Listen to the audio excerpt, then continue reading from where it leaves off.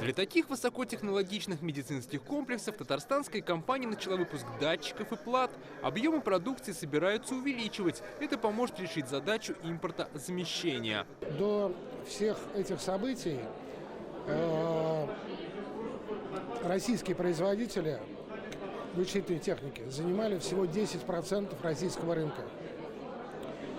За вот этот год цифр точных еще нет, но я думаю, эта доля, по меньшей мере, удвоилась. Перед коллегией выставка новейшего медицинского оборудования. Большая часть отечественного производства. Весь прошлый год одна из основных задач отрасли – выстраивание новых логистических цепочек для поставок медикаментов и оборудования, оказание медицинской помощи вынужденным переселенцам, реабилитацию участников СВО и членов их семей. Третий месяц бригада врачей из Татарстана работает в Луганской Народной Республике в условиях, когда в городе нет электричества, тепла, воды и связи. Хотел бы поблагодарить медицинских работников за это непростую, но требующую от наших медработников самоотдачи и терпения. Бигзур Рахмат, аплодисменты.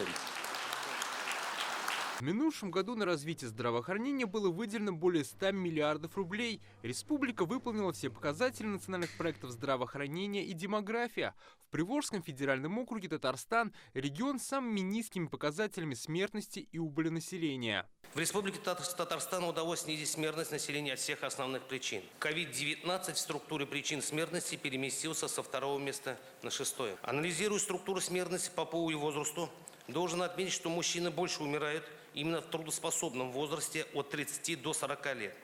А среди причин лидируют болезни системы кровообращения и внешние причины. Сохранение населения трудоспособного возраста является важной задачей. Всего в 2022 году умерло более 9 тысяч человек трудоспособного возраста, что составляет 22% от всех умерших. Уважаемые коллеги, только вдумайтесь в эти цифры. Как отметили в Федеральном Минздраве, для снижения смертности нужно активнее проводить диспансеризацию. Диспансеризация, кто 2 и более лет не обращался за профмедосмотром диспансеризации, и приглашать именно их.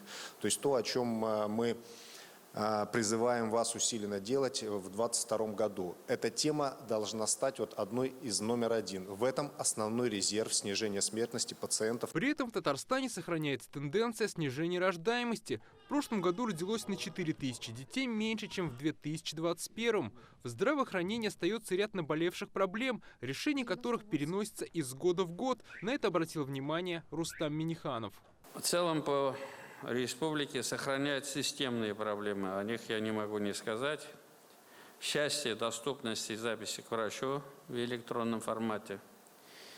Низкая информированность граждан по вопросам получения медицинской помощи. Претензии к культуре общения медицинского персонала с пациентами. По-прежнему в рейтинге жалоб в системе «Народный контроль» и в социальных сетях лидируют крупные наши города – Казань, Челны, Нижнекамск, Альметьевск, Силабуга. Это тоже есть. Все хорошо, много хорошего, но эти моменты, они должны быть под нашим контролем. Также президент подчеркнул, медучреждения должны иметь весь штат необходимых специалистов, особенно в отдаленных населенных пунктах. Есть гранты, есть социальные ипотеки, есть другие формы. Эта работа должна быть не только для Минздрава, а в целом глава администрации городов, районов должны этот вопрос держать в приоритете. Мы можем построить хорошую амбулаторию, больницу, купить дорогостоящее оборудование, но если там не будет людей, которые умеют работать, ничего от этого пользы не будет. Мы просто потратим деньги. Сегодня Рустам Миниханов и Виктор Фисенко вручили медикам республики 24 автомобиля, в том числе мобильный медицинский комплекс. Дмитрий Айрин, Лисан Саитова, ТНВ, Казань.